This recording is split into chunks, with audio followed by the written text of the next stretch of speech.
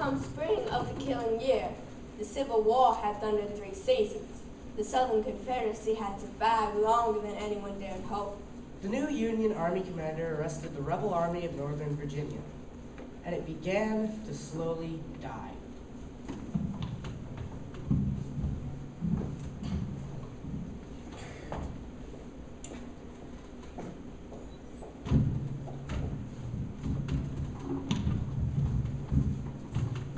What is to become of us in this third summer of Maelstrom 1864? Every man is called to arms, but I feel the Confederacy is dying. My dearest joy, my star and love, is now gone, and so then my soul cold and barren. My great wish, though too late, is to have a father, husband, or son come to the loving embrace of his longing family. But I fear most he shall fill a soldier's long grave, nameless and undiscovered. President Davis has suffered through the war too, and knows well the anguish of his citizens. Never will we be the same, but only wish to resist, to endure, and to live. Lincoln bears the burdens of the deaths of so many. Both leaders push their generals to push on to victory, for they shall be blessed by Providence. General Lee met General Grant in the wilderness, a battle in which the wounded men were consumed by burning bush, burned alive and lost, but to God forever. General Grant, undeterred, moved south once more. The armies attacked the farms, the mills, and the food stores of the local population. War has become fire, brutality, and desolation. Lee's men, fighting in their fortifications, beat off the hordes of Yankees. War is squalling murder, a lesson never to be forgotten. This war, seemingly, may destroy all of us. North Anna to Cold Harbor, then upon Petersburg, the armies marched, dug in, and fought. It was a systematic killing, and now this June, the third summer, the armies faced each other over trench lines from Richmond to Petersburg. Men, instead of fighting eye to eye across the battlefield, now digging holes like gophers. War is upon the doorstep. We were a proud, wicked, and ambitious people before this conflict, and I feel God has brought upon us some terrible retribution for our evils. And now the citizens of the South feel the full rage of deprivation. All across Virginia there grow shortages, and women now fight in the streets for a morsel of bread. But may I be a culprit, can the same be said for an infant that cries in the middle of the night from the pains of having no food? What action could possibly reverse our fortune and see the light in the darkness?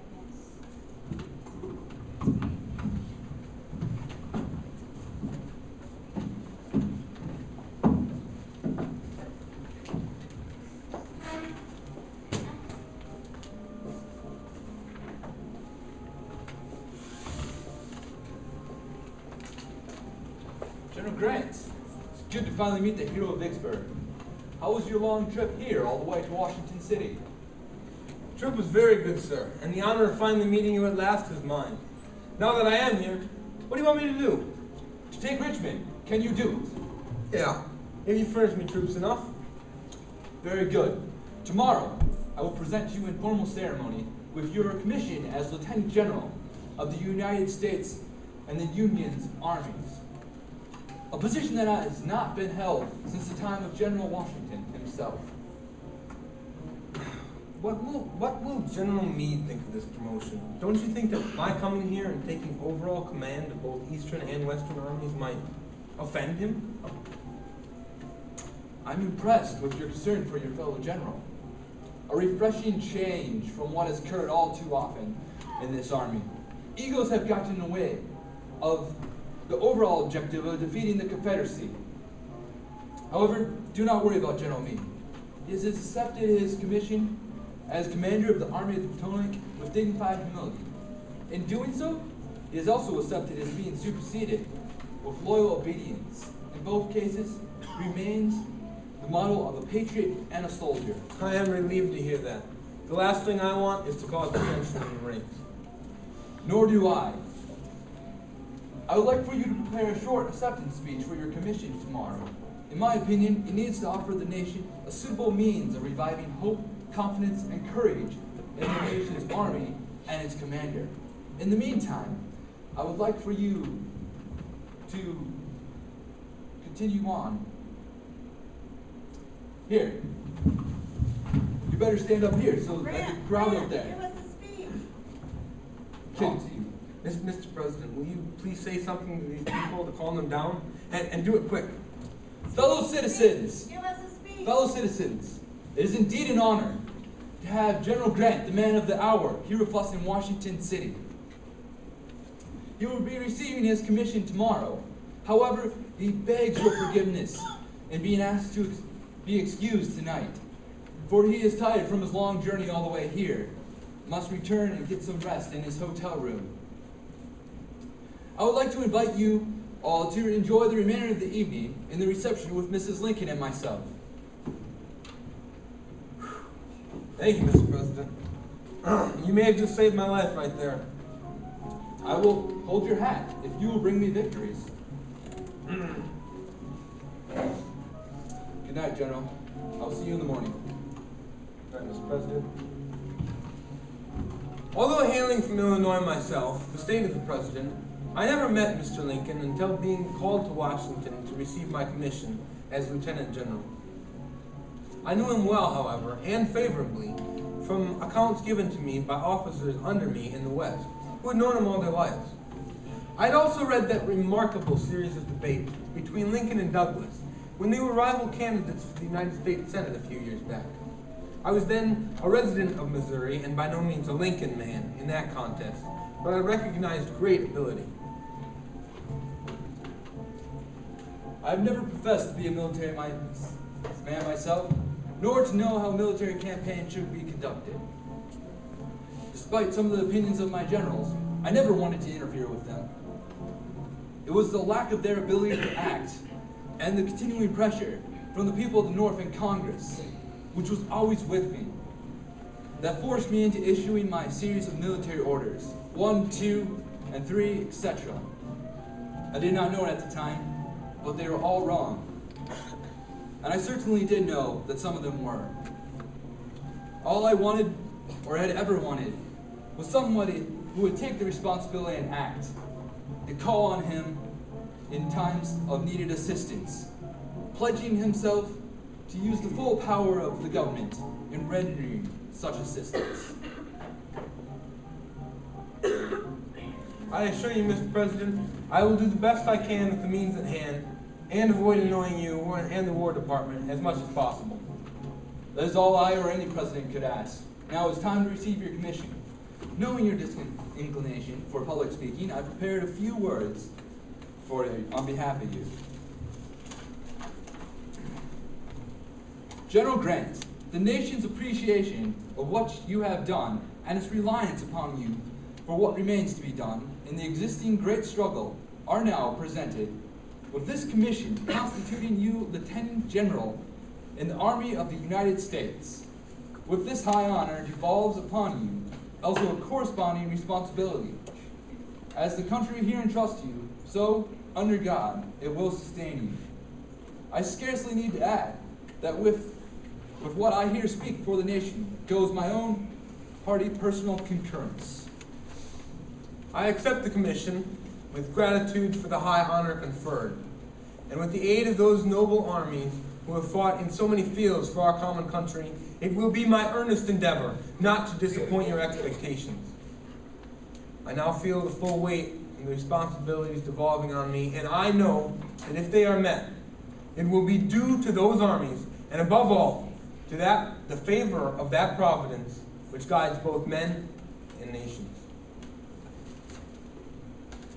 Now, if you will permit me, I must go to visit my future army, the Army of the Potomac.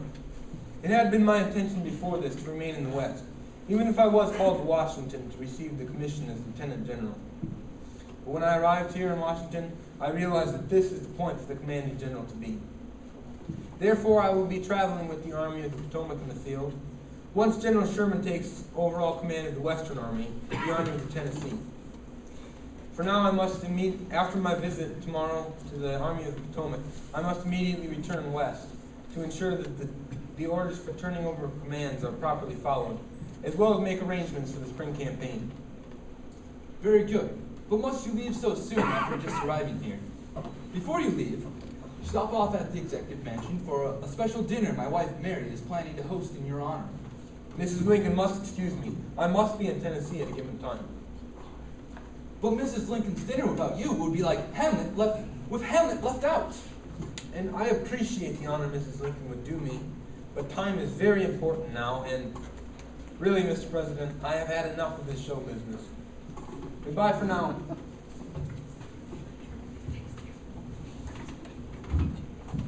Is that General Grant? I saw him standing on the sofa last evening and thought that any man who would do something like that must have too much to drink. Apparently, the rumor that he is a drunkard has some merit to it. Now, Mother, that is not fair. It was my idea for General Grant to stand on the sofa. He is much shorter in stature than I am, and I was afraid the crowd would not be able to see him. He is, after all, the guest of honor. He should be used to men coming at him. Is he a coward too, like so many other generals who have been appointed? Not at all. In fact, He is a butcher and is not fit to be at the head of the army.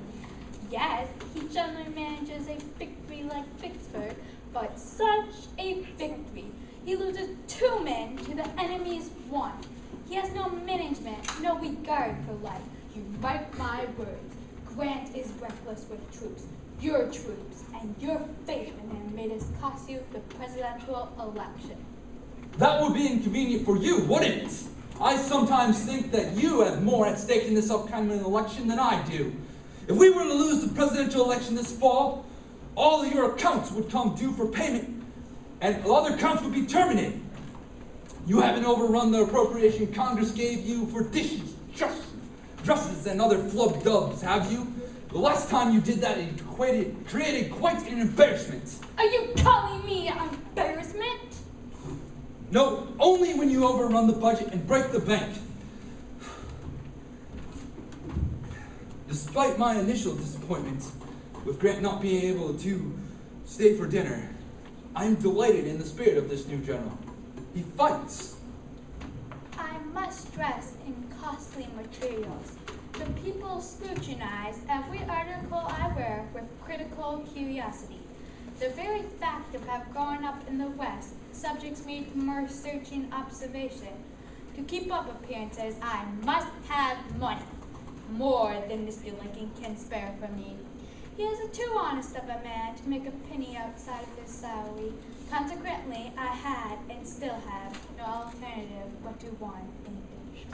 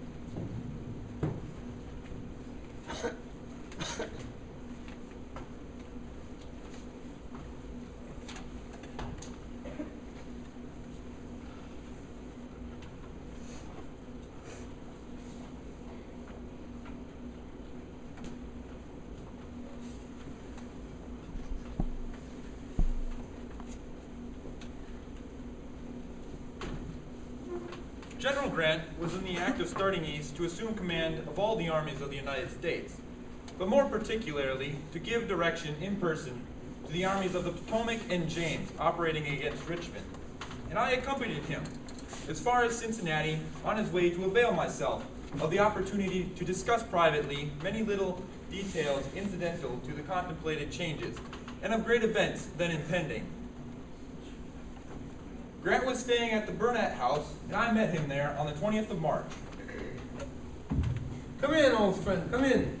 Sit down, make yourself comfortable. Here, have a cigar.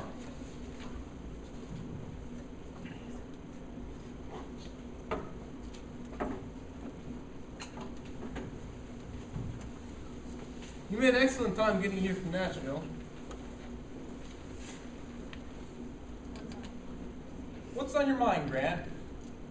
You know I will support you in whatever way I can. I always have. We are as brothers. I, the older man in years, and you, the higher in rank. I know that, Comp. You were there for me when I was drunk. And you were there for me when I was crazy. Who would have ever thought that a couple of misfits like us would wind up in charge of an entire shooting match of an army? I guess this war has become a chance for both of our redemption. That being said, we'd best get down to the business at hand. I'll begin by posing this question to you. What has the Union effort been lacking since the beginning? Well, that's no military secret. The Union Army has lacked leadership, pure and simple. Too many politicians trying to run the show, and too many military commanders willing to let them. It's disgraceful. True, but it's not that simple. There have been some very good commanders, like General Meade. I met him in person while reviewing the Army of the Potomac. And then there's President Lincoln. My initial instincts were right about him. He's a good and sincere man who has the best interests of both this nation and its fighting men at heart.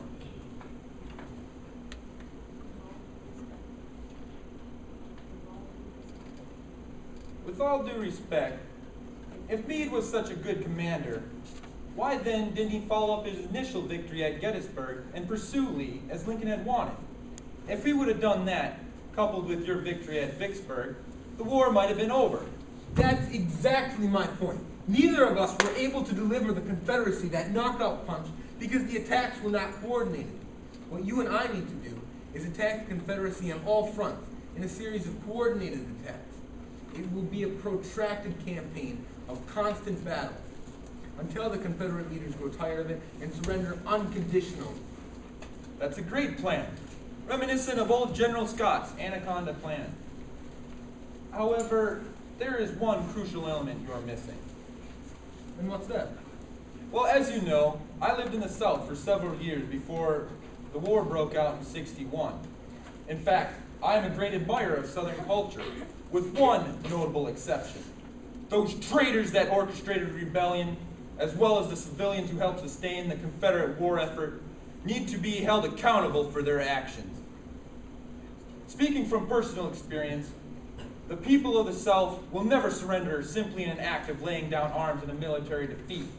In order for your strategy to be successful, the will and means of the Southern people's will to fight must be broken. The civilian population must be made to understand that to support the rebellion will result in destruction of everything they hold dear. Land, crops, livestock, personal possessions, everything.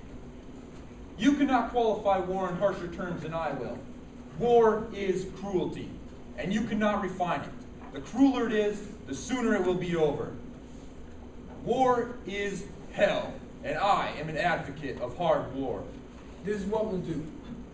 I'll go to Virginia, fight Lee, destroy Lee's army, and capture Richmond. You will take the battle to the Confederate armies in the west, sweeping southward. Your target is the strategic railroad hub in Atlanta, Georgia. Next to Richmond, Atlanta supplies the Confederacy with more of the supplies it needs than any other city. We must have that supply line. Agreed. We complement each other, you and me. You plot the overall strategy, and I am the frontline commander. The two of us together, along with Philip Sheridan's cavalry in the Shenandoah Valley of Virginia, are a force to be reckoned with. Just remember, Comp, the attacks must be coordinated and continuous. In order for the anaconda to squeeze its prey, it must wrap its coils around it tighter and tighter, squeezing until all breath is gone. We must do the same. Understood. This plan cannot fail. Have you spoke to the president about it? Only in general terms. Now that we have talked, I will go at once to Washington to talk matters over with him. I sense, though, that he trusts me to make my own decisions. In fact, he prefers that approach from a commander.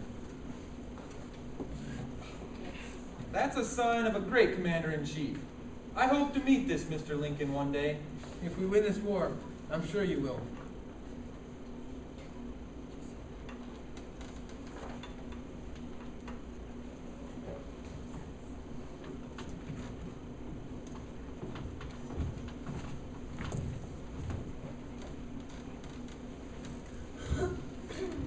General Grant did return to Washington and talked other matters over with me.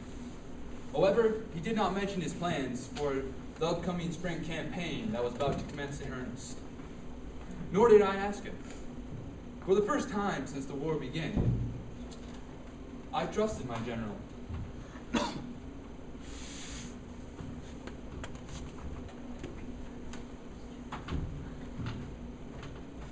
Training of the Army of the Potomac had been active in camp for a long time. The breaking of winter's camps and the beginning of the march towards Rapidan was of itself sufficient to cause one's pulse to get more rapid. Move on. Everyone knew too that going in that direction they would not see the rising or the setting sun often before it meant meeting in General Lee's army. Of course, we had a larger army under a new commander, Grant.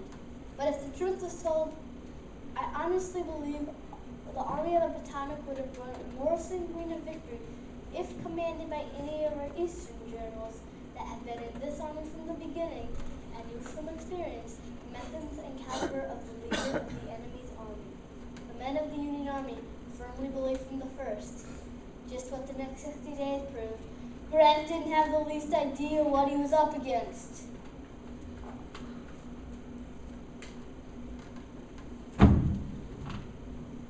Some say we will not see much fighting here in the wilderness, but that the army on the peninsula will do the work and will be kept as a fate to its movements. I do not have much faith in such reports. I guess our corps will have as much fighting as we will care about. But I have strong hopes the coming campaign may close the rebellion. If it does not do so wholly, I think it will decide in our favor, not leave much fighting for another year. For my part, as much as I dislike to see battle, I want to have the work go on. I know there has got to be just so much done, and it is a disagreeable task. I want to get through it as speedily as possible. I hope we may strike the rebellion at the heart of the coming summer. I believe we will be in Richmond ere long, and when we have that, you may safely calculate the war is near over. But it would probably cost thousands of lives.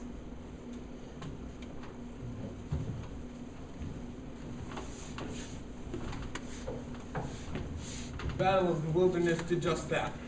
It was fought on May 5th and 6th, 1864, and resulted in 17,500 Union casualties, 7,000 more than the Confederates suffered. It was a terrible battle, due in no small part to the terrain. The wilderness was a tangled mass of trees and dense underbrush that made visibility near to impossible. To make matters worse, the smoke from the ceaseless barrage of artillery fire hung in the air like a thick fog, and sparks from the shells ignited the underbrush, until the entire forest was a raging inferno. Wounded men unable to escape were literally burned alive. Their screams were heart-wrenching. Nobody expected Lee to make his stand there, not even me. Huh. I admit, I underestimated my opponent. After 2 days of intense fighting, Lee slipped away to the south, keeping his army of the Northern Virginia between my army of the Potomac and Richmond. I ordered my army to follow Lee, to push the offensive, and many of the soldiers seemed surprised. No doubt they were used to retreating after a destructive battle, like the one at the Wilderness. There had been many previous instances where this had been the case, only adding to the sense of failure and futility on the part of the soldiers. I was determined to break the cycle.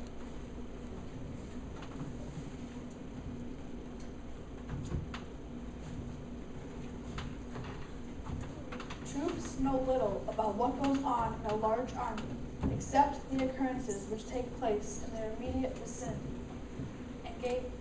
But this night ride General-in-Chief told plainly the story of success, and gave each man that the cry was on to Richmond.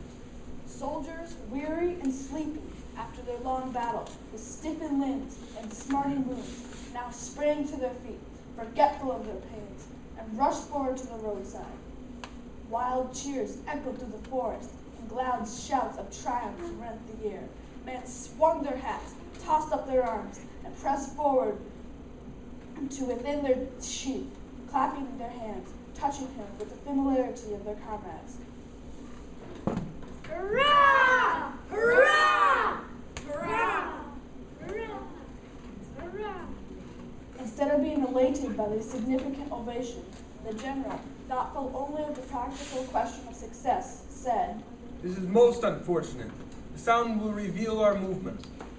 By his direction, staff officers rode forward and urged the men to keep quiet so as not to attract any attention.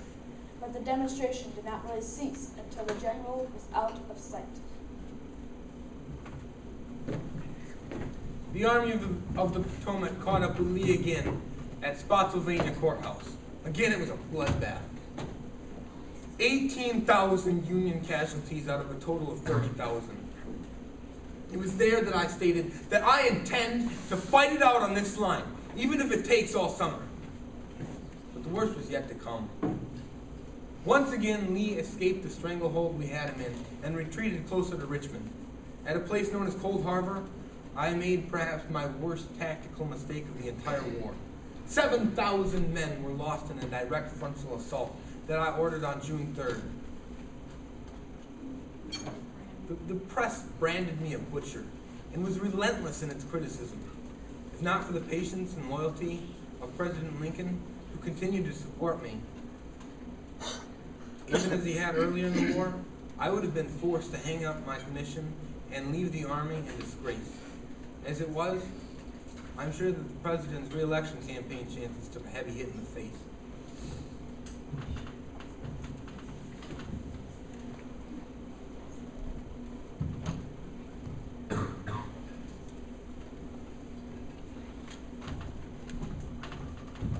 Here's a telegram from you, sir.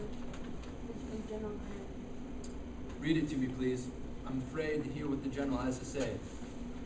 Likely he will tell me that he's on the retreat, just as Burnside, McClellan, and Hooker, and the rest before him. I cannot bear to hear such news in the face of such staggering casualties. That's all, sir. That, my boy, is enough. Wonderful news, wonderful news. It means that General Grant really intends to fight it out with Lee and keep the pressure on him.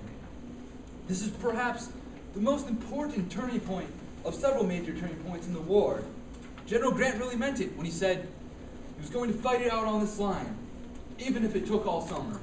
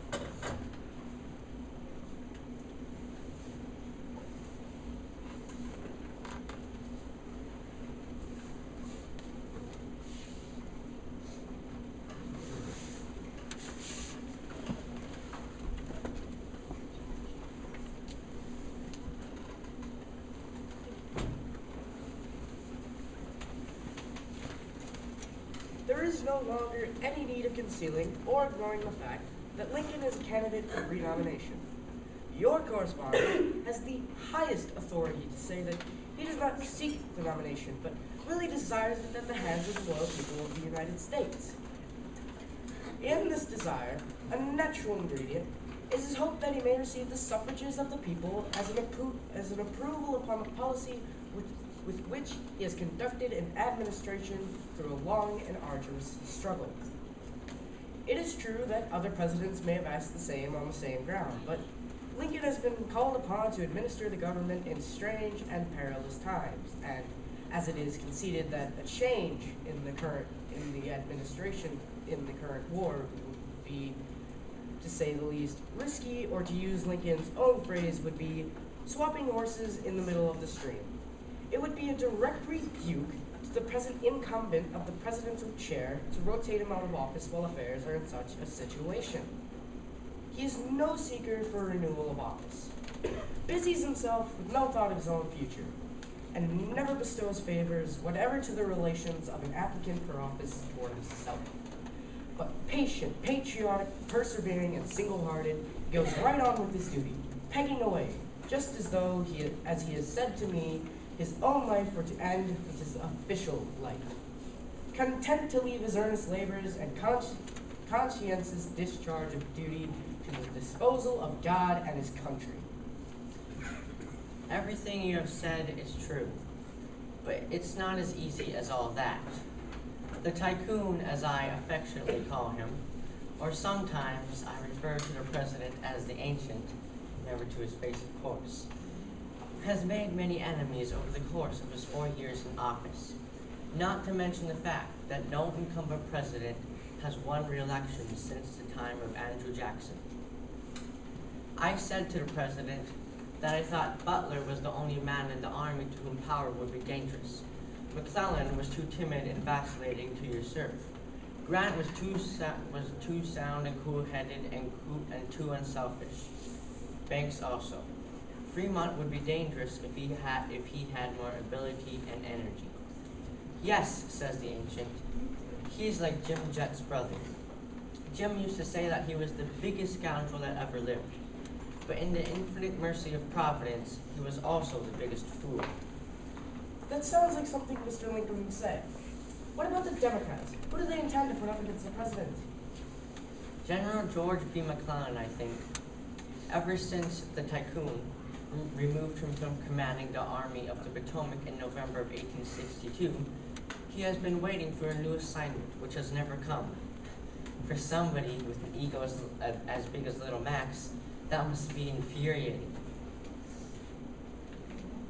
In that case, McClellan is the perfect candidate for Lincoln to run against.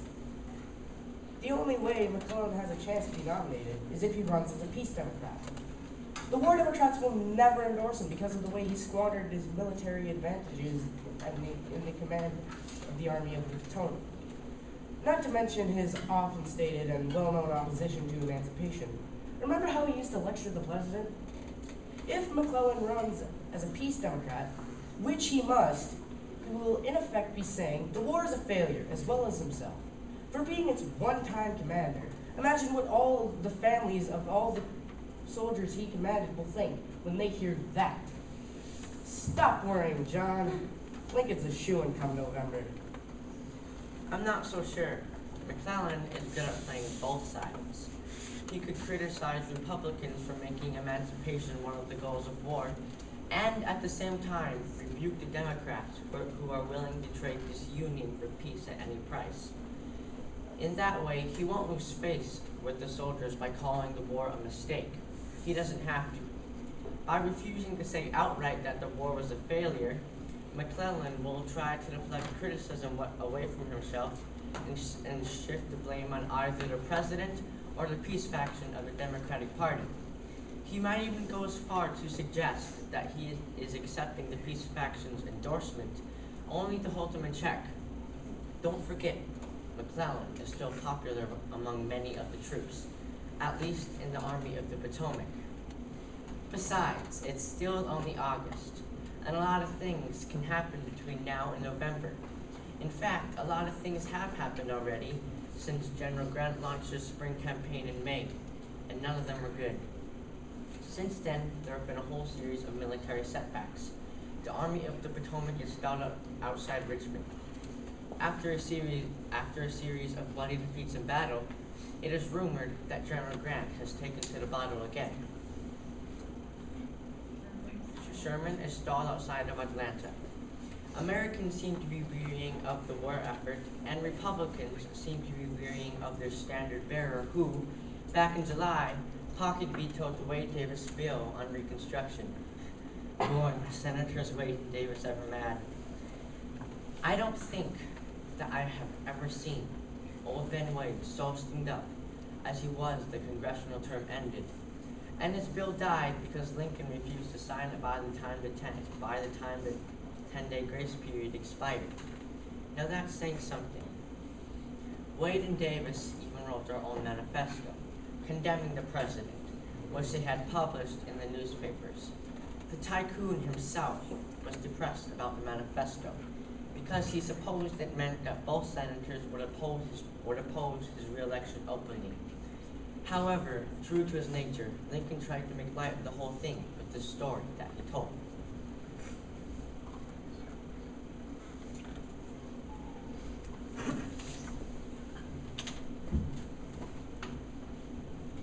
It is not worth fretting about. It reminds me of an old acquaintance who, having a son of a scientific term, found a microscope. The boy would go around experimenting with his glass upon everything in his sight. One day at the dinner table, the father took up a piece of cheese. "Don't eat that, father," exclaimed the boy. "It is full of wrigglers." "My boy," exclaimed the old gentleman, while at the same time taking a huge bite of cheese. "Let them wriggle. I can stand it if they can." This just in. 3 months after his renomination at Baltimore, his defeat by General McClellan was generally apprehended by his friends and frankly conceded by Lincoln himself.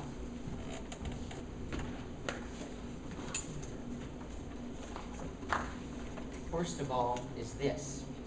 On August 23rd, President Lincoln wrote a sealed memorandum, which he had the members of his cabinet sign. He had been convinced by the negative reports of Republican leaders that he would lose in November. The memo read, This morning, as for some days past, it seems exceedingly probable that this administration will not be reelected. It will be my duty to so cooperate with the President-elect as to save the union between the inauguration and the election. For he will have secured his victory on such ground that he cannot possibly save it afterwards. I'm going to be beaten, unless some dramatic change takes place. Badly beaten. Yet I insist that the election be held at the same time prescribed by the Constitution, even in the midst of this great national crisis. If the election wasn't held, even if it was postponed to a more opportune time, then everything this nation stands for and everything so many brave men had died for to protect will all be lost.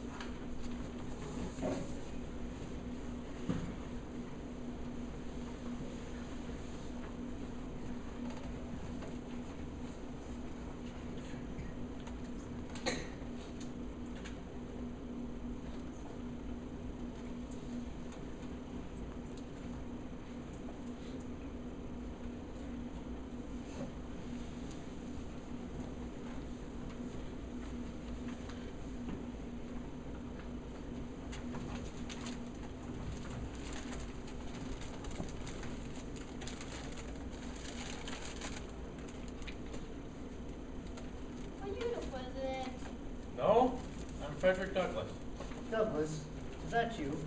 Please, come in.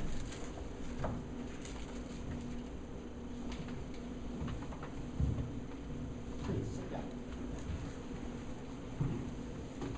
There's something on my mind that I wish to discuss with you. There's no man whose opinion I value more on the subject of emancipation. I value more than yours. Pardon me, Mr. President, but I find that statement quite remarkable considering my strong opposition to your original plan to colonize the blacks outside of the United States, sending them to either Santo Domingo or Liberia, as well as your slowness in issuing the Emancipation Proclamation. While it was true that in your heart of hearts you loathed and hated slavery, that was not the same thing as feeling sympathy with the victims of it. We are at best only your stepchildren. You are not in the fullest sense of the word either our man or our model. On the other hand, the Emancipation Proclamation was, I must admit, an act of spectacular political daring, with every promise being only the first in the series of such acts. Maybe this will help or further convince you of my sincerest intentions. Ever since the proclamation was issued last January, I've been very concerned and dismayed on this seeming lack of response on the part of the southern slaves in escaping from their current condition of servitude. In all honesty, I am disappointed for them not rallying as I suppose they would. Slave owners know how to keep such things coming with slaves. It is likely that few of them have ever heard of the Emancipation Proclamation. Be that as it may, they need to hear about it. If they don't and the opportunity passes, the slaves may never get another chance to win back their freedom. Look, the war is going badly for the Union, and I don't see military fortunes reversing themselves in the nearby future. At least not until the election this coming fall.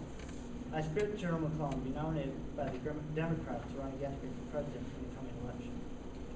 I fear that if McClellan wins the election, and there is a good possibility of that happening, only such of them as succeed within gaining our lines will be freed after the war is over. McClellan has made it abundantly clear through both his words and actions that he is against the country's emancipation policy. I believe that the war is not won by the time McClellan enters the White House. Not only slaves remain in the Confederacy, but free blacks in the North, as well as Negro troops fighting for freedom, will be returned to slavery as part of the negotiated peace. Such actions will have disastrous consequences. Abandon all posts blessed by black men and surrender all advantages to the enemy will be forced to surrender the war within 3 weeks. Freedom has given us 200,000 able-bodied men, born and raised on southern soil, and it will give us more yet. My enemies condemn my emancipation policy. Let them prove by the history of this war that we can restore the Union without it.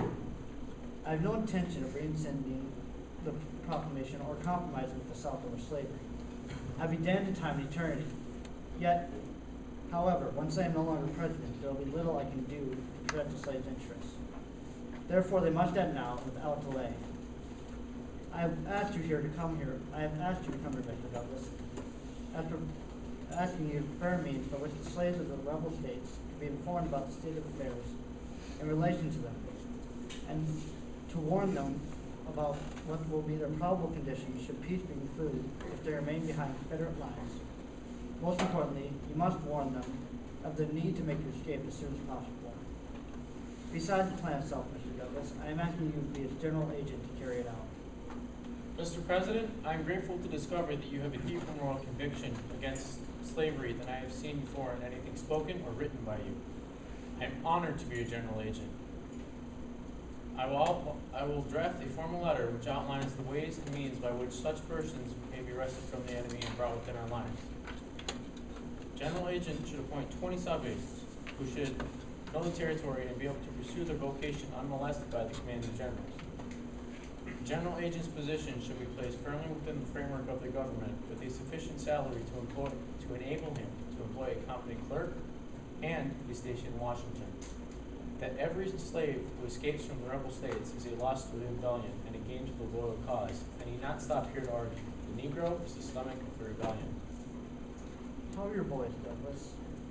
Charles has never fully recovered from the lung complaint that prevented him from ever taking the field with the 54th. As you know, with the help of Governor Andrew, he was transferred to the 5th Massachusetts Cavalry, where he was promoted to sergeant. Thank God he was spared from being sent on the Wilderness Campaign or the Battle of Cold Harbor, but I just received word again from Point Lookout, Maryland, that Charles is ill again. It's very Mr. President, I'm sorry to admit that I must ask you to discharge Charles from the Army. It is a very difficult decision for me to make. On one hand, being a recruiter for black men to join the Army compels me to offer my own sons in defense of the country if I expect other families to do the same. On the other hand, Charles' lung complaint makes it impossible for him to be a soldier. As a father, I cannot just sit back, do nothing, and watch him waste away. I will see to it that the boy is honorably discharged. Put your request in writing, along with the request of house slaves to be returned over to our side. I certainly appreciate your willingness to issue Charles the discharge I asked for. It came without any judgment or strings attached. I too am Father Douglas, with a son of military age. Robert has begged me to enlist him into the Army. Apparently his classmates at Harvard have been giving him a hard time about being the president's son and still being out of uniform. I am all for it, but my wife, Mary, is dead set against it. I could understand it, though. Losing Lillian in February of 1862 was devastating for the both of us, but especially for her. She also lost some brothers in the war, fighting for the other side.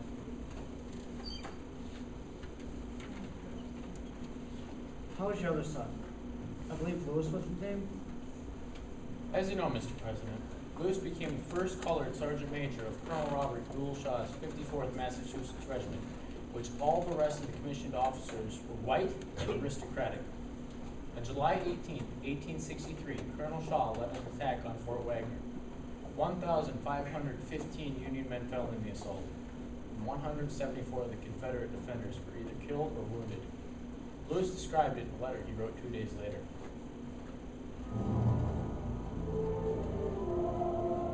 This regiment has established itself as a fighting regiment at a bad position. Though it was a trying time, men fell all around. A shell would explode in a clear space of 20 feet. Our men would close up again, but it was no use. We had to retreat, which is a very hazardous undertaking. How I got out of the fight alive, I cannot tell. But I am here. Should I fall in the next fight, killed or wounded, I hope to fall with my face to the foe. Remember, if I die for a good cause. I wish we had 100,000 colored troops. We would put an end to this war. Just recently, Lewis reported from Hilton Head, South Carolina, saying, "We keep banging away at Fort Sumter." As it should be. After all, it's for the rebellion first rates that we had. I agree with your son, Lewis. The more colored troops that we have in the field, the better the chances of the Union of winning the war. In order to get them, the slaves must be made aware of the Emancipation Proclamation. I count on you, Douglas, to carry out the message to them before it is too late, and I defeat for re-election.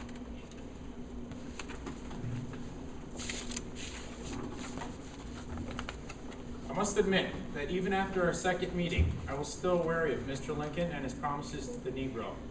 When there was any shadow of a hope of a man of more decided anti-slavery policy and conviction could be elected, I was not for Mr. Lincoln. I'm not doing much in this presidential nomination for the fact that the Republican committees do not wish to expose themselves to the charge of being the nigger party. The Negro is the deformed child, which is put out of the room when company comes. But I ended up voting for Lincoln over McClellan as the lesser of two evils.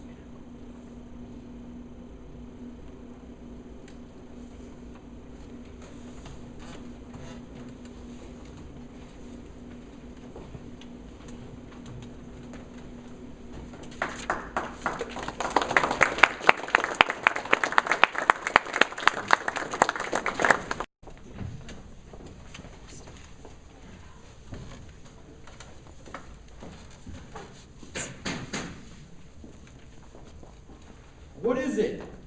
Who's there? What do you want?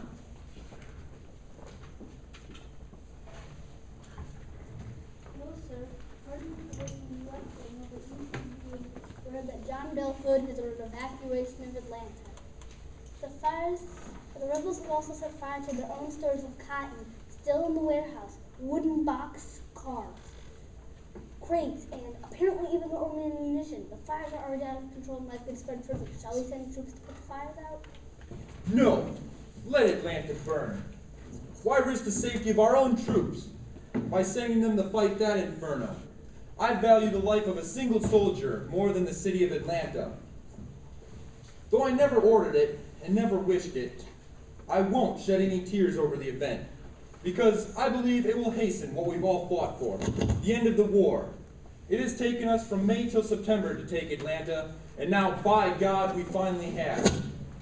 Swinging to the south as we did, capturing Jonesboro and bypassing the Confederate Army, we were able to cut off the vital rail lines leading from Jonesboro to Atlanta. Severing the tie from Atlanta in a single hour, 1,700 men of the Confederates were lost.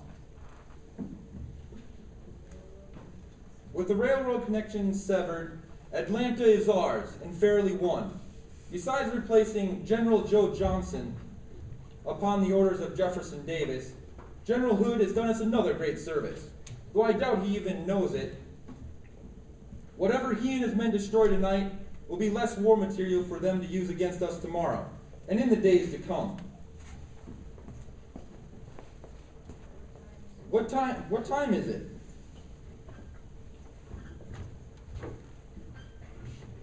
It is just after 3 a.m. on this September the 2nd, 1864. Later today, I will accept surrender terms from the mayor of Atlanta, James Calhoun. Should we try and help the civilian population as a way to show goodwill towards the people of Atlanta? Certainly not. This city has done more to carry on and sustain the war effort than any other, say perhaps Richmond. And now, since they have done so much to destroy us and our government, we must destroy them. They cannot be made to love us, but they can be made to fear us. Atlanta, this is only the beginning of what I have in mind for Georgia. What do you mean, sir? I thought Atlanta was our target because its strategic military importance as a railroad hub and industrial center.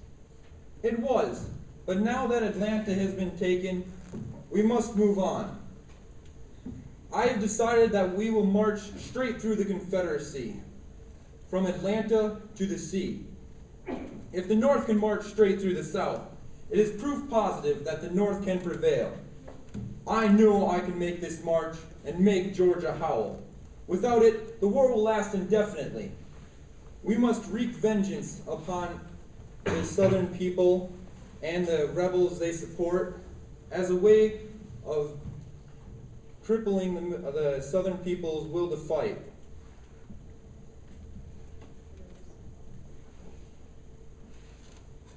Destroying supplies, we must destroy the supplies and infrastructure of Atlanta so that the South will not be able to use it against us. Railroad ties, railroad hubs will be particularly prized. The tracks torn up and heated until they are pliable enough to wrap around trees, rendering them useless to the enemy.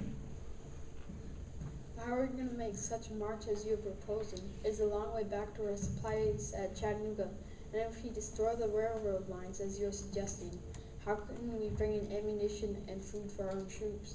I heard a rumor that now that the city is fallen, General Hood plans to retreat from Atlanta, hoping to dry out from Georgia as a way to protect the Union supply line or cut off entirely, straining us here, completely surrounded by enemy territory.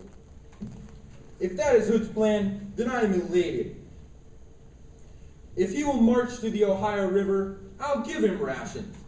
My business is down south. Don't worry, my boy. I have planned this all out, even to the point of studying the state's census records to determine how much Georgia can produce, county by county.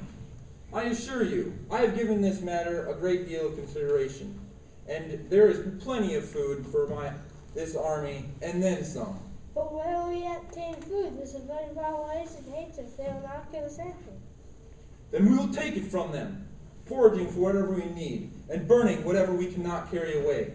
I want this army lean and mean and in fighting form, able to move rapidly, unencumbered by heavy supply trains. Where are we headed? Southeast from here. That is all I'm at liberty to disclose for now. I must talk with General Grant, the President, and Secretary of War Stanton. And even if they do approve this march will be regarded as one of the greatest gambles of the entire war. Its success would be accepted as a matter of course, whereas, should we fail, it would be judged as a wild adventure of a crazy fool. We must wreak vengeance upon the South.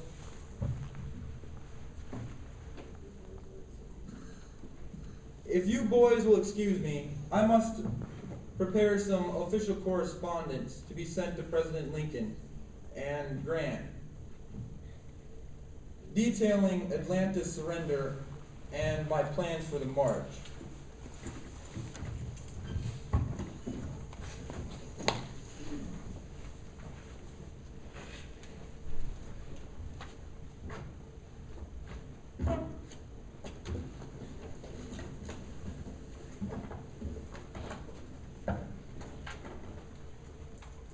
Atlanta is ours and fairly won. That is wonderful news, General Sherman. My personal thanks, as well as thanks to the entire nation, is offered to you and to all people for this decisive and stupendous military victory. With Atlanta no longer able to comply to the Confederacy, the war will be shortened considerably. Your victory will also do much to shift public opinion in the favor of carrying on the war effort in a successful conclusion in the upcoming election. Throughout the history of the war, military success has been tied with political success. This is essentially a people's contest. On the side of the Union, it is a struggle for maintaining the world, the form and substance of government, whose leading object is to elevate the condition of men, to lift artificial waste from all shoulders, to clear the path of laudable pursuits for all, to afford all an unfeathered start and a fair chance in the race of life. Therefore, the election must be held and the victory secure, even in the midst of this terrible crisis. I propose that we strike out from Savannah with our wagons to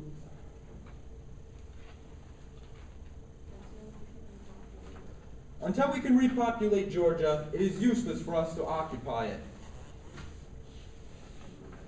But with the utter destruction of its roads, houses, and people will cripple their military resources.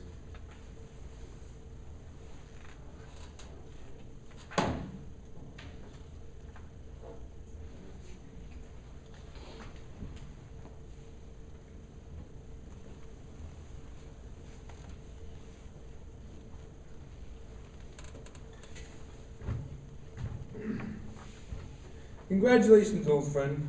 You have achieved a great success in the capturing of Atlanta. It's a dangerous mission. On the road, you will have no line of supply, no avenue of retreat, as well as 60,000 men at risk. It's likely one of the greatest gambles of the entire war thus far. I realize that, but I believe in my men. I know they are up to the challenge and can make this march. You know yourself, Grant, that without this march, the war will last indefinitely.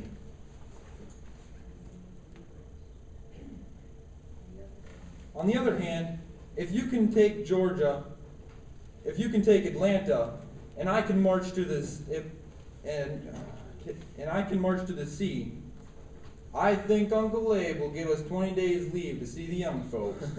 As always, you speak your mind. On the positive side, in making this march, you will be tearing through the heart of the Confederacy and destroying its infrastructure along the way. All of this will demoralize the Southern troops and cause them to desert in large numbers. I'll talk this over with the President. In the meantime, go as you propose. You have my support. I know if I ever get in trouble, Grant will come, if alive.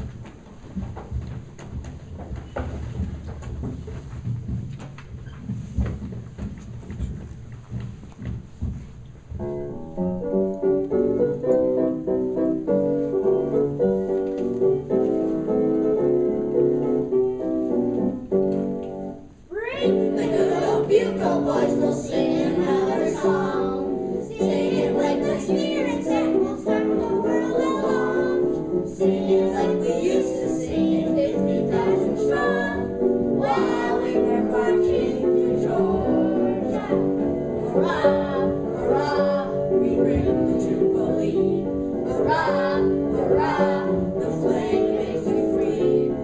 So we sing a chorus from Atlanta to the sea, while we were marching through Georgia.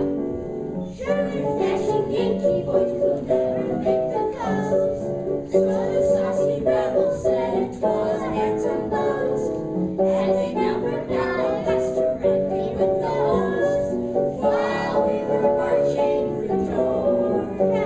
Hurrah, hurrah, we bring the Jubilee. Hurrah, hurrah, the flag makes you free. So we sing the chorus from Atlanta to the sea, while we were marching through Georgia.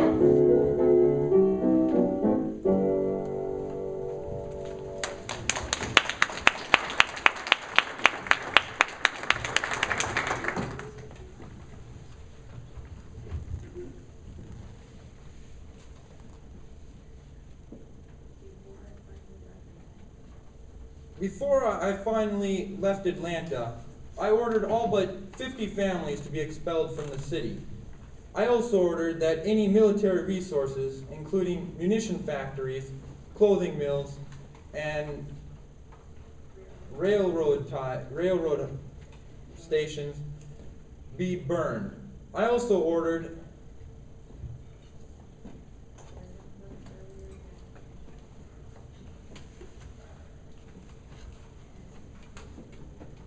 as in Hood's earlier evacuation, the fires again got out of control.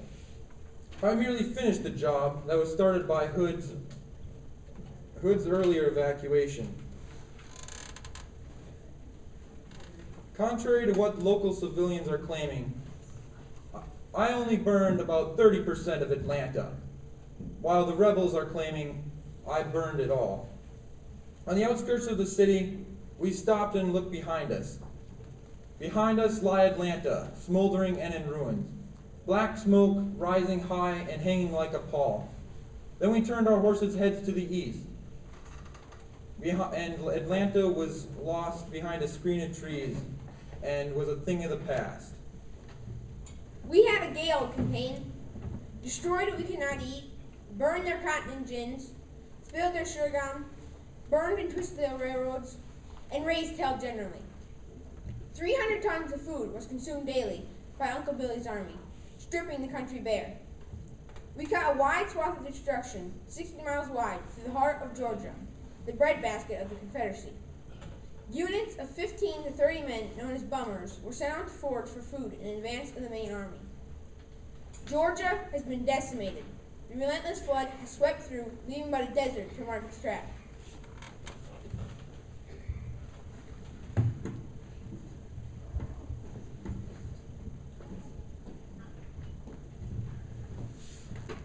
I am Dolly Burge, a widow.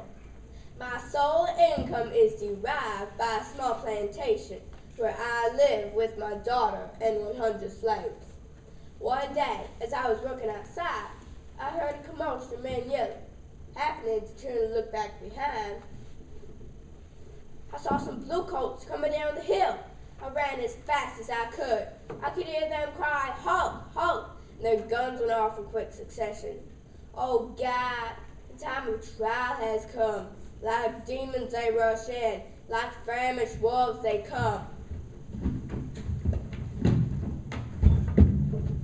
The thousands of pounds of meat in my smokehouse is gone in twinkling. My 18 fat turkeys, my chickens and fowls, my young pigs are shot down in my yard and hunted, as if they were rebels themselves.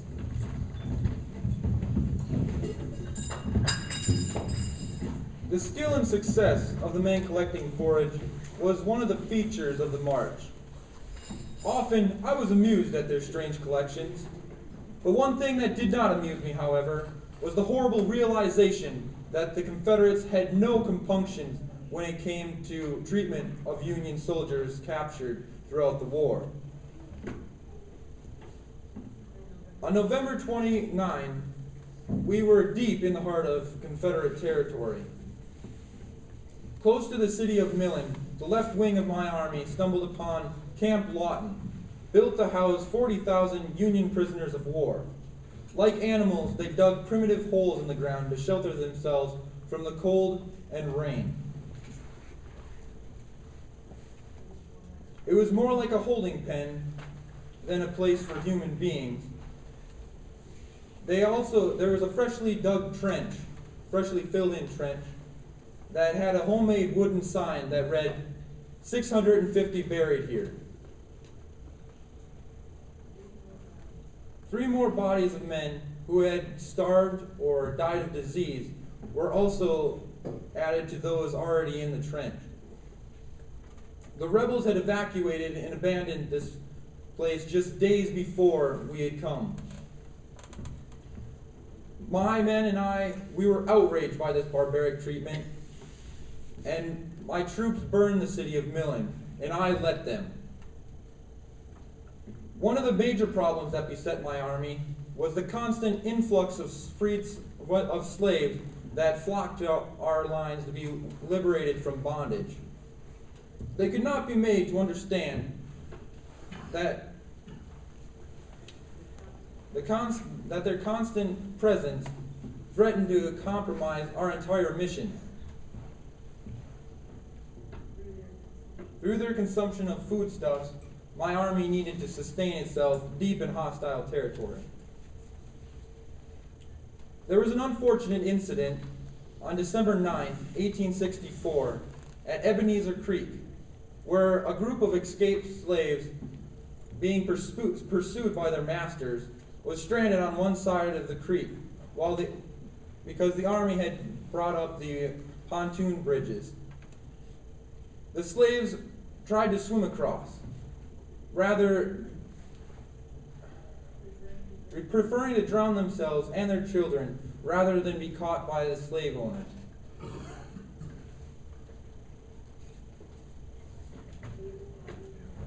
The able-bodied men among you can come with me, but if you have families, I'd advise you to stay. We cannot take care of them. But if you are a single, able-bodied man, come with us. We can use you on the Pioneer Brigade to build roads.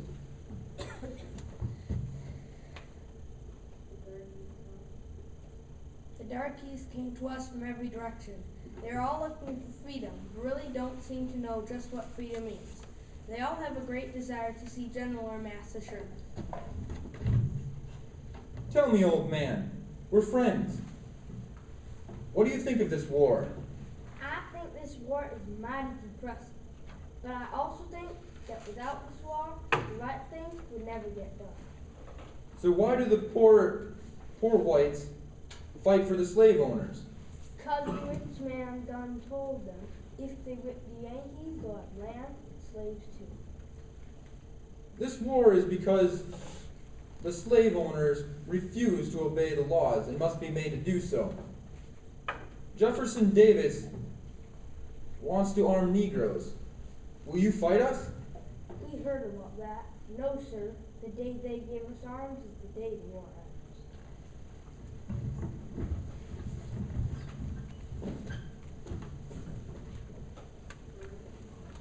Early in the march, my army was able to live off the land and forage easily for food. But near the town of Savannah, the terrain changed considerably into a piney wasteland where food was scarce. I knew I had to open a supply line to the sea very soon where the Union Navy lie offshore, or risk starvation of my troops who were forced to live off rice. To make matters worse, the Confederate cavalry, under the command of General Joseph Wheeler, were harassing my army.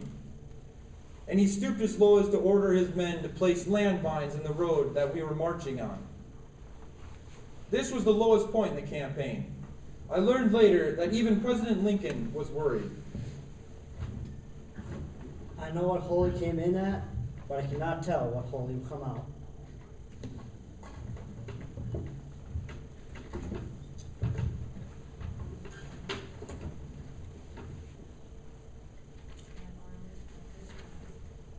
My army finally arrived at Savannah, the 13th of December.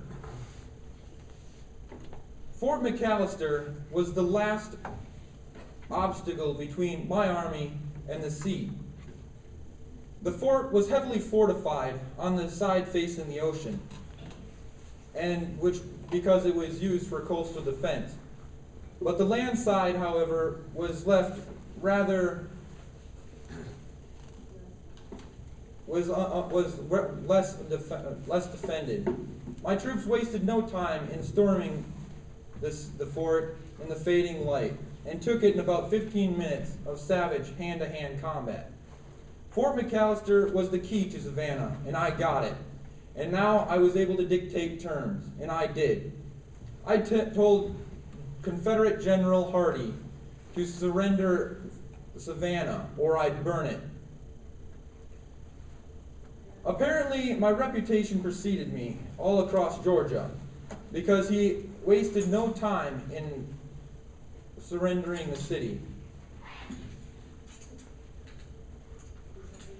December 21st, 1864, I telegraphed Washington, and it read, His Excellency, President Lincoln, a present, a Christmas gift for you, the city of Savannah, with 150 heavy guns, plenty of ammunition, and 25,000 bales of cotton.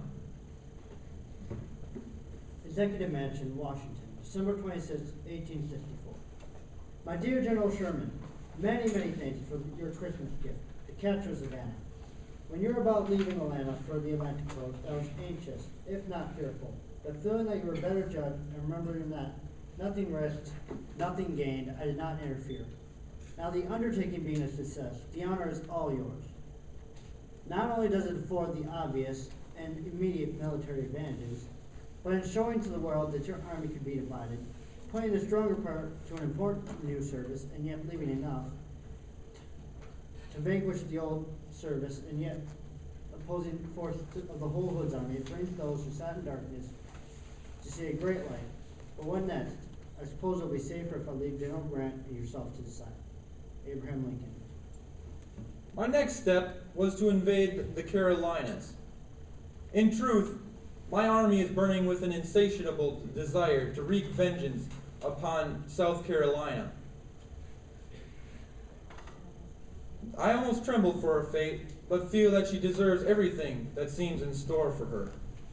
From there, I plan to defeat General Joe Johnson of North Carolina, preventing him from helping Lee.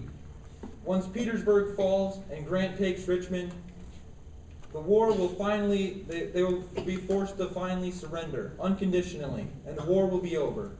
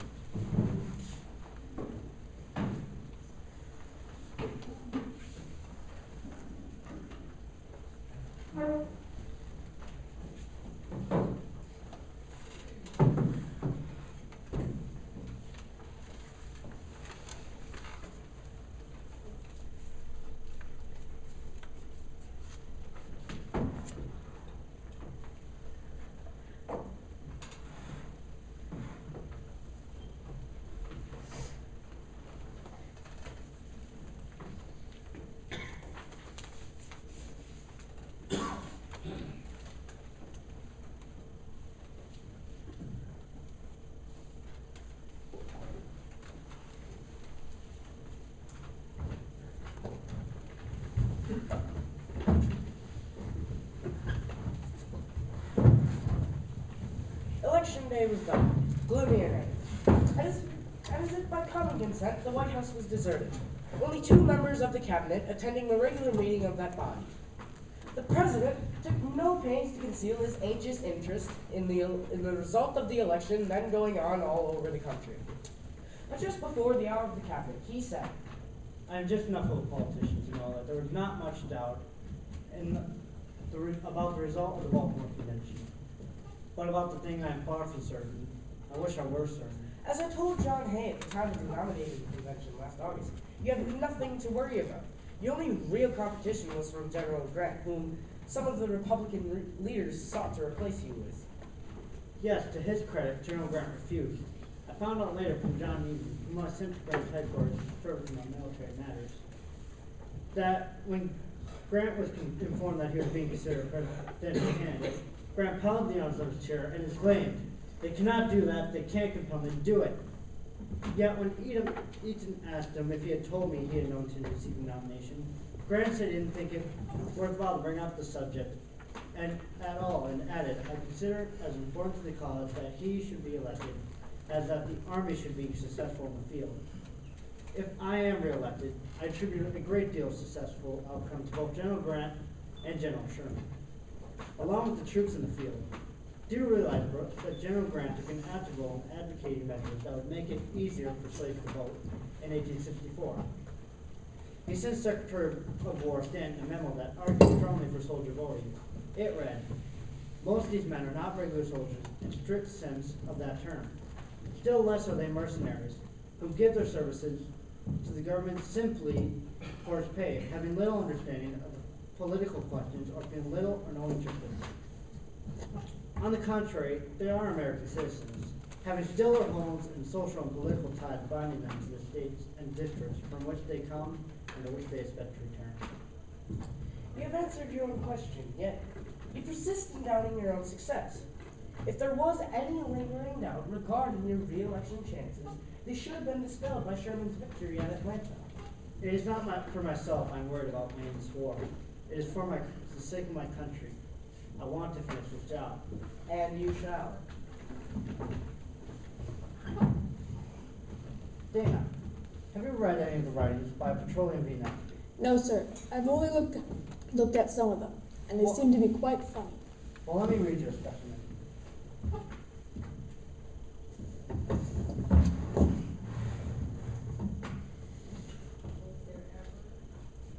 Kind of nonsense is this? Here, the fate of the whole republic is at stake.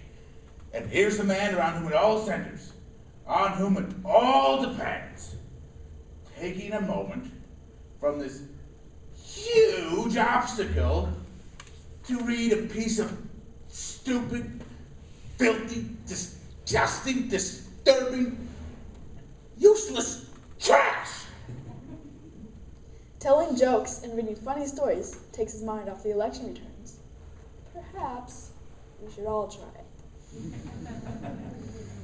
The news that night was almost uniformly positive, except the early reports from New York, which awarded it to McClellan. Eventually, the president would win about 55% of the vote in all but 3 states, Kentucky, Delaware, and New Jersey. The first gun came from Indiana. Indianapolis, and it was about 6:30 in the evening. That of gave of 1,500 in that state had been made for Lincoln. About 7 o'clock in the evening, the president went over to the War Department to hear the telegraphic dispatches as they brought in the returns. But it was nearly 9 o'clock before anything definite came in. And then Baltimore set up a splendid majority of 10,000 plus. That was a fair beginning. Next, Massachusetts sent word that she was good for a 75,000 majority, since much increased. And hard upon her came glorious old Pennsylvania, forwardly telegraphing that the state was sure for Lincoln. As goes Pennsylvania, so goes the Union, they say. There was a long lull, and there was nothing more was heard from New York, the chosen battleground of the democracy, about which all were so anxious. New Jersey broke the calm by announcing a gain of 1 congressman for the Union. But with a fair prospect of the state going from McClellan. This just in, a dispatch from New York City, claiming the state by 10,000. Wait, that vote total is way too high to be in our favor. It turned out the president was correct.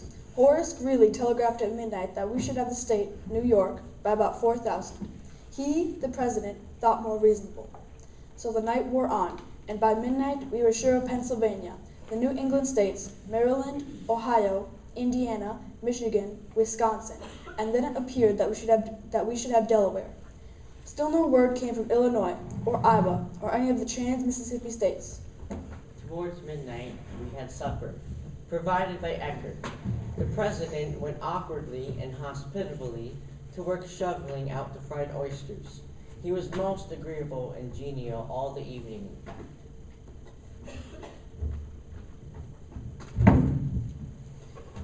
By midnight, the few gentlemen in the office had the pleasure of congratulating the president on his re-election.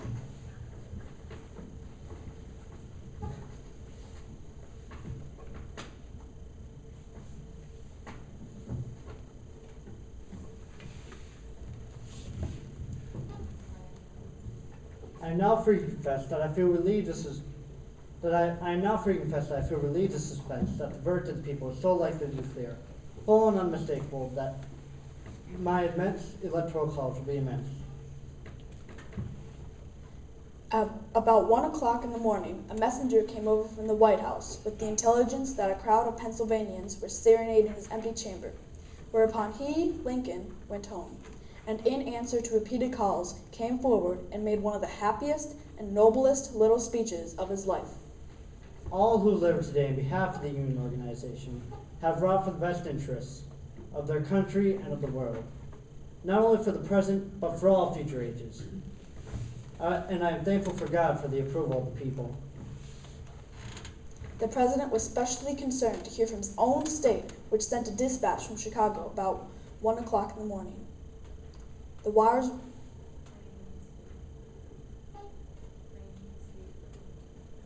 when the president received 2 days' dispatches, claiming the state for Lincoln by 17,000 and Chicago by 2,500. The wires worked badly on account of the storm, which increased, and nothing more was heard from the West until November 10th, which sent the president on the 2 days' dispatches from Springfield, claiming the state for Lincoln by 20,000 and Chicago and the capital by 20 majority. Springfield having been heretofore Democratic. The morning after the election, I saw the president busy at work. When I reported for duty in Mr. Lincoln's office, entering the room, I took a seat by his side, extended my hand, and congratulated him upon the vote, for my country's sake and for his own sake. Turning away from the papers that were occupying his attention, he spoke kindly of his competitor. McClellan gave me a fair run, and I respect him for that. George McClellan responded to the result by writing privately, "I was fully prepared for this result, and not in the slightest degree overcome by it. For my country's sake, I deplore the result, but the people have decided with their eyes wide open, and I feel a great weight removed from my mind." 2 days after the election, the president gave a more considered response to the serenade gathered outside the north portico of the White House. He had his remarks written out in advance, and he had an aide hold a candle so he could read them to the crowd. It has been a great question whether any government not too strong for the liberties of its people can be strong enough to maintain its own existence in great emergencies. On this point, present rebellion brought our republic to a severe test, and the presidential election occurring united in regular course during the rebellion added not a little to the strain. If loyal people were put to the utmost of their strength by the rebellion, must they not fall when divided and partially paralyzed by a political war among themselves? But the election was a necessity. We cannot have a free government without elections. And if the rebellion could force us to forego or postpone a national election, it might fairly claim to have already conquered and ruined us. The strife of the election is but human nature practically applied to the facts of the case. What has occurred in this case must ever recur in similar cases. Human nature will not change in any future great national trial compared with the men we shall have as weak and as strong, as silly and as wise, as bad and good. Let us therefore study the incidents of this as philosophy to learn wisdom from, and none of them as wrongs to be revenged. But the election with its incidental and undesirable strife has done too good. It has demonstrated that a people's government can sustain a national election in the midst of a great civil war. Until now, it has not been known to the world that this was a possibility. It shows also how sound and how strong we still are. It shows that even among candidates of the same party, he who is most devoted to the Union and most opposed to treason can receive most of the people's votes. It shows also to the extent yet known that we have more men now than we had when the war began. Gold is good, but living, brave, patriotic men are better than gold. But the rebellion continues, and now that the election is over, may not all having a common interest reunite in a common effort to save our common country. For my own part, I have striven and shall strive to avoid placing any obstacle in the way. So long as I have been here, I have not willingly planted a thorn in any man's bosom. While I am deeply sensible to the high compliment of a re-election, and duly grateful, as I trust to the Almighty God, to having directed my courtmen to a right conclusion, as I think for their own good, it has nothing to my satisfaction that any other man may be disappointed or pained by the result. May I ask those who not differed with me join me in the same spirit towards those who have. And now let me close by asking 3 hearty cheers for our brave soldiers and seamen, and their gallant and skillful commanders. Huzzah! Huzzah! Huzzah!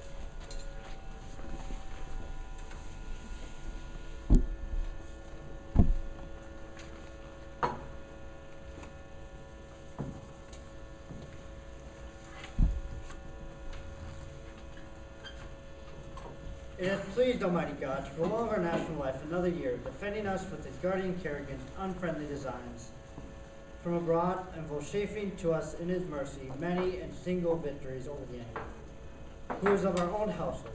It has also pleased our Heavenly Father to favor as well as our citizens in their homes, as our soldiers in their campus and our sailors on the rivers and seas.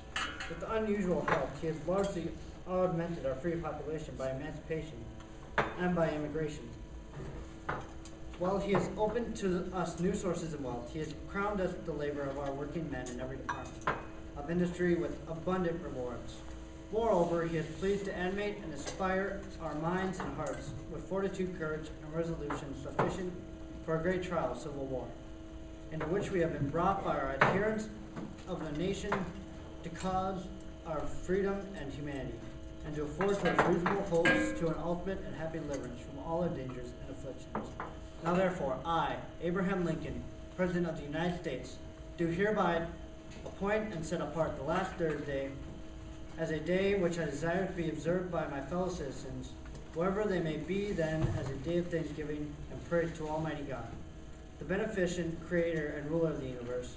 And I do further recommend to my fellow citizens aforesaid that on the occasion they do reverently humble themselves into the dust, and from thence offer up penitent and fervent prayers, and supplicate to the great disposer of events for a pattern of the inestimable blessings of peace, union, and harmony throughout the land, which it has pleased him to assign as a dwelling place for ourselves and for our posterity throughout all generations. In testimony whereof, I have hereunto set my hand and caused seal of the United States to be affixed.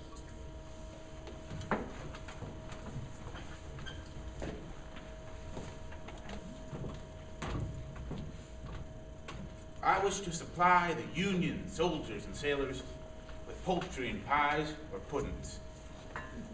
All from this great land. It would be a grand sight to see all those men of the North feasting on the good things of the land that they have worked for, while those disgusting, unforgivable rebels sit in their bases, hungry, sick, and tired. Would not you, or anyone else with a heart, give to this noble cause? Which is why we, and the members of the Union League Club, have decided that on the 24th day of the month of November, there shall be no soldier in the Army of the Potomac, the James, the Shenandoah, and no sailor in the North Atlantic Squadron who does not receive tangible evidence that those for whom he is periling his life remember him.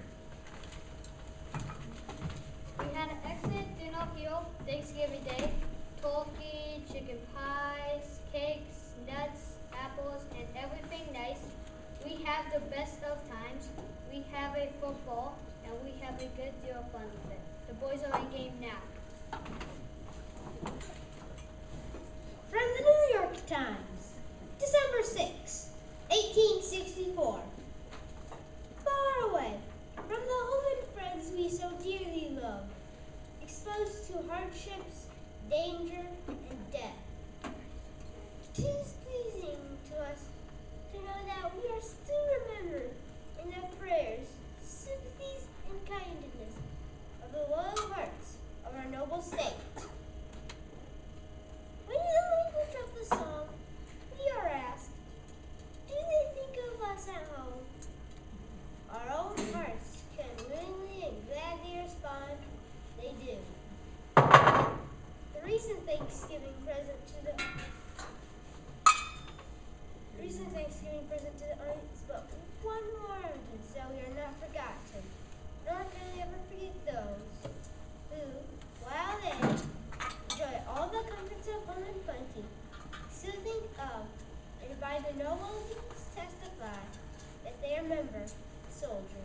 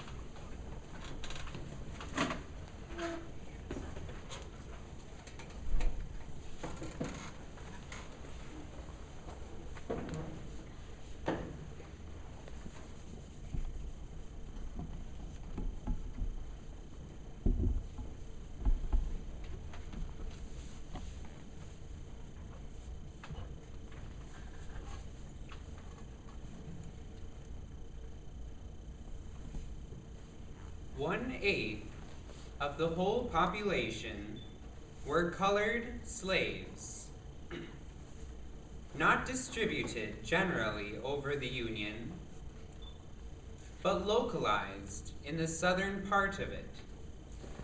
These slaves were constituted a peculiar and powerful interest. All knew that this interest was somehow the cause of the war. To strengthen, perpetuate, and extend this interest was the object for which the insurgents would rend the Union even by war, while the government claimed no right to do more than to restrict the territorial enlargement of it. Neither party expected for the war the magnitude or the duration which it has already attained. Neither anticipated that the cause of the conflict might cease with or even before the conflict itself should cease. Each looked for an easier triumph and a result less fundamental and astounding Both read the same Bible and prayed to the same God, and each invokes his aid against the other. It may seem strange that any men should dare to ask a just God's assistance in wringing their bread from the sweat of other men's faces. But let us judge not, lest we be judged. The prayers of both could not be answered. That of neither has been answered fully. The Almighty has his own purposes. Woe unto the world because of offenses, for it must needs be the offenses come. But woe to that man by whom the offense cometh. If we shall suppose that American slavery is one of those offenses which, in the providence of God, must needs come, but which, having continued through his appointed time, he now wills to remove, and that he gives to both North and South this terrible war as the woe due to those by whom the offense came, shall we discern therein any departure from those divine attributes which the believers in a living God always ascribe to him? Fondly do we hope, fervently do we pray, that this mighty scourge of war may speedily pass away.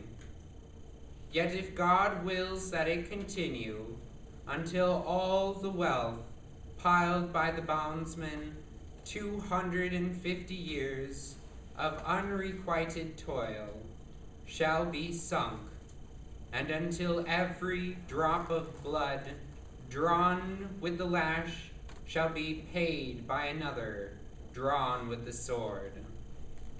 As was said 3,000 years ago, so still it must be said.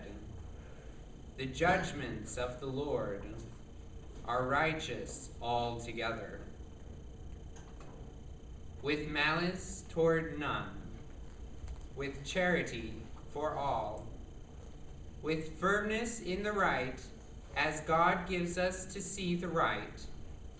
Let us strive on to finish the work we are in, to bind up the nation's wounds, to care for him who shall have borne the battle, and for his widow and his orphan, to do all which may achieve and cherish a just and lasting peace among ourselves and with all nations.